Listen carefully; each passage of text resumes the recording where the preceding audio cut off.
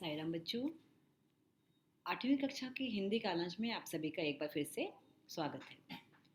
बच्चों, आज के इस हिंदी कालांश में हमारा एक जो पाठ रह गया है, जो हमारा 5वां पाठ है, खेती से आई तब्दीलियाँ, हम उसके बारे में जानकारी प्राप्त करेंगे।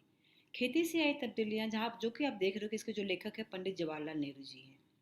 आप सब लोग इनसे भली भांति परिचित हो। इनके बारे में मैंने आपको लाइव सेशन में बहुत अच्छे से बताया है, और इस पाठ से संबंधित बातें भी आपको मैंने लाइव सेशन में सब इंट्रोडक्शन दिया हुआ। फिर भी खेती से आई तब्दीलियाँ, आप सभी को पता होगा कि जो पंडित जवाहरलाल नेहरू हैं, जिनकी बेटी थी इंदिरा गांधी जी, ये हमारे प्रथम प्रधानमंत्री रह चुके हैं, जिन्हें हम आज भी याद करते हैं।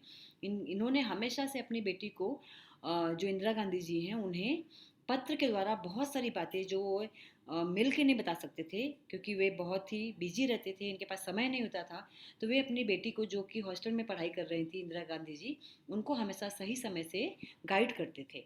तो उन्हीं सब पत्रों में से एक छोटा सा पत्र जो है, वह हम लोग यह जो पढ़ रहे हैं ना, खेती से आई तब्दीलियाँ, उसी कलेक्शन में से एक छोटा सा यह उसका नमूना है, उसका एक भाग है। ठीक है।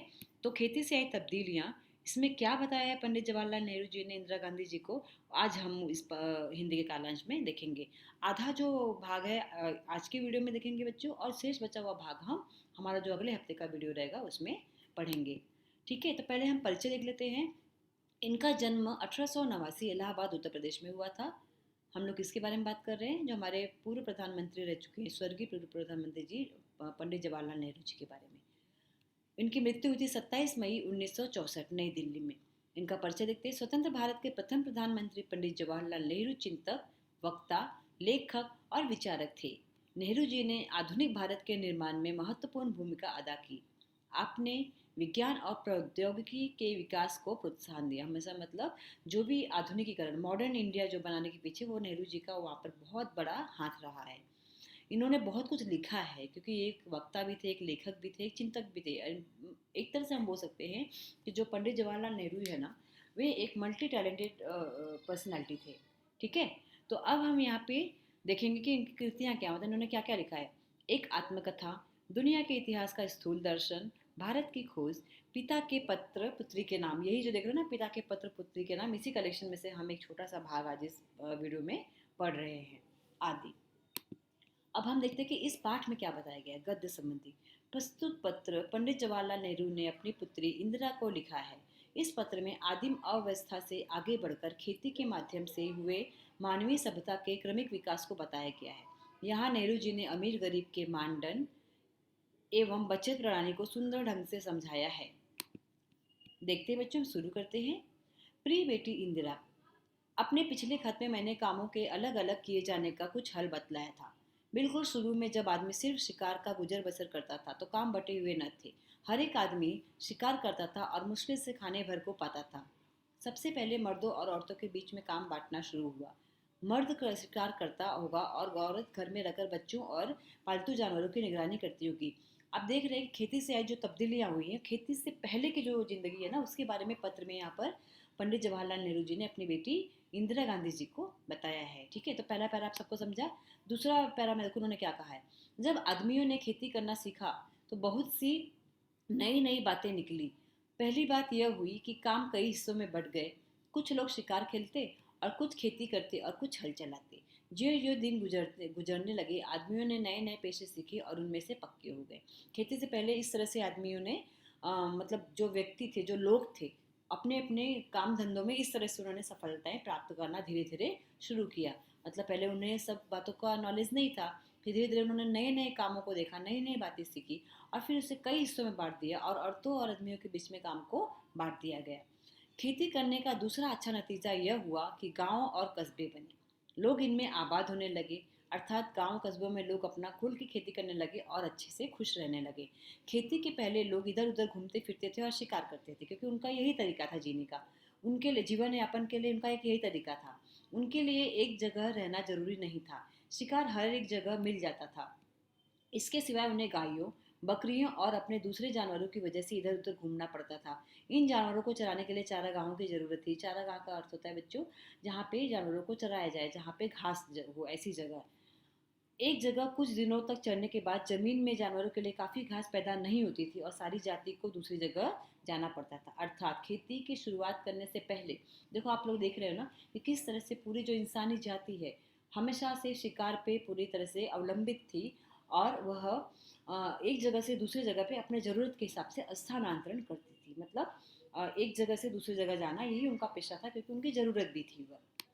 अगले जगह पे हम देखते हैं कि जब लोगों ने खेती करना आ गया तो उनका जमीन के पास रहना जरूरी हो गया। जैसे हम लोगों ने खेती करना सीख लिया तो डेफिनेटली जब हमारी जमीन है तो हमें वहाँ पे रहना भी पड़ेगा। जमीन को जोत बोकर वे छोड़ नहीं सकते थे। उन्हें साल भर तक लगातार खेती का काम लगा ही रहता था उन्हें। और इस तरह गांव और शहर बन गए। फिर धीरे धीरे इस तरह से गांव और शहर बन गए क्योंकि हमें एक ही जगह रहना पड़ता था तो वहाँ पे एक जगह आबादी बढ़ने लगी, लोगों का जमावड़ा होने लगा और वहाँ पे शहर और गांव बनने लगे। ठीक है। फिर दूसरी बड़ी बात जो खेती से पैदा हुई वह यह थी कि आदमी की ज़िंदगी ज़्यादा आराम से कटने लगी। पहले हमें भटकना होता था हर चीज़ के लिए। अब क्या है कि खेती की पैदावार अच्छी हो रही है तो हमारी जो ज़िंदगी है वो बहुत सरल हो गई। खेती से ज़मीन में अनाज पैदा करना सारे दिन शिकार खेलने से कहीं ज़्यादा अच्छा आसान था। इसके सिवा ज़मीन में अनाज भी इतना पैदा होता था कि जितना वे एकदम खा नहीं सकते थे। इसे वे सुरक्षित रखते थे। मतलब कुछ हम लोग अपने लिए जीवन यापन के लिए रख लेते थे, फिर जो बचा हुआ शेष रहता था उसे हम मार्केट में जाके बाजार में जाके उसे बेच आते थे। एक और मजे की बात सुनो। जब आदमी निपट शिकारी था तो वह कुछ जमा न कर सकता था या कर भी सकता था तो बहुत कम। किसी तरह पेट भर लेता था। ये सही बात है कि जब शिकार करते थे हमारे पास बहुत कम बचत होती थी, लेकिन उसके पास बैंक न थे जहां वह अपने रुपयों और दूसरी चीजें रख सकता था। उसे तो अपना पेट भरने के लिए रोज शिकार करना पड़ता था। खेती से उसे एक फसल से जरूरत से ज्यादा मिल जाता था। अतिरिक्त खाने को वह जमा कर देता था। इस तरह लोगों में अतिरिक्त अनाज जमा करना शुरू किया। मतलब फ्यूचर में प्लानिंग के हिसाब से इंसान जो है वो सेफ रहने लगा। लोगों के पास अतिरिक्त अनाज इसलिए हो जाता था कि वह उससे कुछ ज़्यादा मेहनत करते थे जितना सिर्फ पेट भरने के लिए ज़रूरी था। तो यहाँ तक हम लोग बच्चे देखेंगे। अगला जो बचा हुआ भाग है उसे हम शेष अगले वीडियो में देखेंगे। यहाँ तक आपने देखा कि किस तरह से खेती के कारण किस तरह से धीरे धीरे आदमियों के इंसानों के जीवन में बदलाव आया। तो अब हम इसके जो प्रश्न उत्तर है बच्चे वो देख लेते हैं। हमारा पहला है प्रश्न कि मनुष्य द्वारा खेती करने से क्या लाभ हुए। इसका हम देखते हैं। और दूसरा है कारण लिखिए कि मनुष्य को रोज शिकार खेलना पड़ता था तो क्या कारण हुआ। और पहले लोगों के लिए एक जगह से रहना जरूरी होता था, क्यों। पहला हम देखते हैं मनुष्य द्वारा खेती करने पर यह लाभ हुए। क्या हुए, काम कई हिस्सों में बढ़ गए। आदमियों ने नए नए पेशे सीखे और गांव और कस्बे बने और लोग गांव होकर होकर कस्बे में आबाद होने लगे। गांव और कस्बों में आबाद होने लगे। अब कारण लिखो में मनुष्य को रोज शिकार खेलना पड़ता क्योंकि मुश्किल से खाने भर का उसे मिल पाता था। पहले लोगों के लिए एक जगह रहना जरूरी नहीं था क्योंकि शिकार हर एक जगह मिल जाता था। अगला हम लोग देखते हैं बच्चों के काम का विभाजन इनमें हुआ। किसमें हुआ था आपको याद है ना। ये और विधान को सही करके लिखना है। तो पहला हमारा जो था कि काम का विभाजन इनमें हुआ, किनमें हुआ, मर्द और औरत में। अब आपको गलत वाक्य दिया उसे सही करना है। औरत घर में रहकर बच्चों को और पालतू जानवरों की निगरानी करती होगी, ये सही वाक्य है। इन जानवरों को चराने के लिए चारागाहों की जरूरत थी। ठीक है, खेतों की जरूरत नहीं थी, चारागाहों की जरूरत थी। अगला देखते हैं बच्चों हम लोग शब्द संपदा। शब्द समूह के लिए एक शब्द लिखिए। चारा जानवरों को चराने की जगह और निम्नलिखित शब्दों के विलोम शब्द लिखिए और प्रयुक्त शब्द युग में लिखिए। देखिए जानवरों को चराने की जगह क्या है, चरागाह है। अब हम लोग विलोम शब्द देखते हैं बच्चों। मुश्किल का क्या होता है, आसान होता है। नई का पुरानी, अच्छा का बुरा, आबाद का बर्बाद। और शब्द युग में क्या क्या है बच्चों, गुजर बसर, इधर उधर, ज्यों ज्यों, घूमते फिरते। ठीक है। अगला हम देखते हैं कारण लिखिए। अनाज सुरक्षित रखना आरंभ हुआ और वाक्य पूर्ण करो। अनाज सुरक्षित रखना आरंभ हुआ क्योंकि खेती से इतना अनाज पैदा होता था कि जितना वे एकदम खा नहीं सकते थे। सारी जाति को दूसरी जगह जाना पड़ता था क्योंकि कुछ दिनों तक चलने के बाद जमीन की सारी घास खत्म हो जाती थी। यही सब कारण था ना। तो ये हमें कैसे पढ़ना रहेगा, अगर एग्जाम में ऐसे आता है। अभी तो फिलहाल आपको ऑनलाइन चल रहा है तो सब ऑब्जेक्टिव टाइप है, लेकिन आगे आपको ऐसा आएगा तो आपको अच्छे से पैराग्राफ पढ़ना रहेगा और उसमें से ऐसे ही आंसर निकाल के लिखना है। दूसरा, वाक्य पूर्ण कीजिए।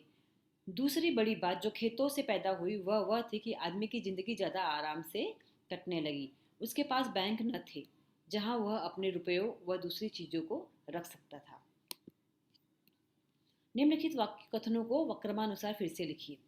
पहला क्या आ जाएगा, जब लोगों ने खेती करना करना आ गया तो उसका ज़मीन के पास रहना ज़रूरी हो गया। खेती से ज़मीन में अनाज पैदा करना सारे दिन शिकार खेलने से कहीं ज़्यादा आसान था। खेती से उसे एक फसल में से ज़्यादा मिल जाता था। इस तरह लोगों के अतिरिक्त अनाज जमा करना शुरू, ये तो आप जैसा आप पैराग्राफ पढ़ोगे उसमें आपको आराम से समझ में आएगा कि कौन सा वाक्य किसके बाद है।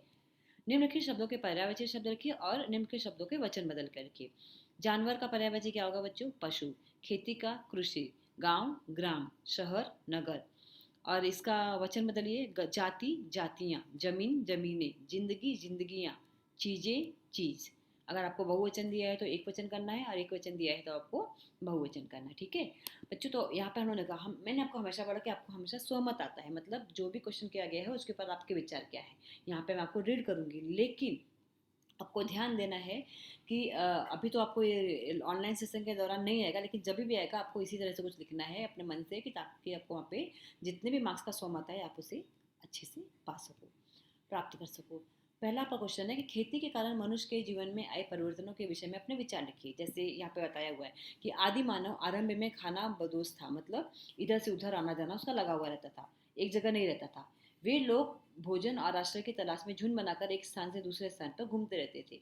उन दिनों का जीवन सचमुच बहुत कठिन था। लोग पेड़ों के फल फूल या जंगली पौधों पर ही जीवन निर्वाह करते थे। मनुष्य ने जब खेती करना सीख लिया तो उसके जीवन में बहुत से परिवर्तन आए। फसल बोकर उसके पास रहना आवश्यक हो गया, अतः उसने घर बनाना सीखा। अब उसे गुफाओं और पेड़ों की शाखाओं पर रहने की जरूरत नहीं रही। आवश्यकता से अधिक अनाज उत्पन्न होने के कारण मनुष्य ने भंडारण करना सीखा, मतलब जमा करना। धीरे धीरे वह खेती के काम आने वाले पशुओं को पालने लगा। वे उसके साथी बन गए। इस प्रकार मनुष्य के जीवन में स्वामित्व स्थायित्व आया, मतलब एक जगह स्थायी रहने लगा और आगे चलकर सभ्यता के विकास का कारण बना। इस प्रकार अगर आप अपने मन से लिखते हैं और अच्छे वाक्यों का फ्रेमिंग है तो आपको अच्छे अंक मिलेंगे। दूसरा क्वेश्चन है कि कृषि क्षेत्र में किए गए नए नए प्रयोगों से होने वाले लाभ लिखिए। देखिए, कृषि का मानव जीवन में विशेष महत्व है। कृषि ही मानव विकास का पहला सोपान है। कृषि में नित्य नए प्रयोग होते रहते हैं। नई तकनीक के जरिए कृषि योग्य भूमि का विस्तार किया जाता है। इसके लिए पानी के चैनल खोदे जाते हैं। सिंचाई के अन्य रूपों का उपयोग किया जाता है। बीजों की नई किस्मों का विकास किया जाता है जिससे उत्पादन में वृद्धि होती है। कृषि के भिन्न रूपों की पहचान करना, नए फसलें उगाना जैसे औद्योगिक कृषि, सघन कृषि। सघन कृषि का क्या अर्थ होता है? जिनमें अधिक पूंजी, उर्वरक और कीटनाशक का प्रयोग करके अधिक उत्पादन किया जाता है, उसे हम सघन कृषि कहते हैं। आदि कृषि के क्षेत्र में किए जाने वाले नए प्रयोग हैं। इस इनसे कृषि क्षेत्र में क्रांति हुई। सघन खेती में एक ही भूमि पर वर्ष में कई फसलें बोई जाती थी। प्रमुख कृषि उत्पादों में मोटे और तौर पर भोजन अर्थात अनाज, सब्जियां, फल, रेशा अर्थात कपास, ऊन, सन, रेशम, कच्चा माल अर्थात लकड़ी, बांस, दवाएं आदि शामिल है।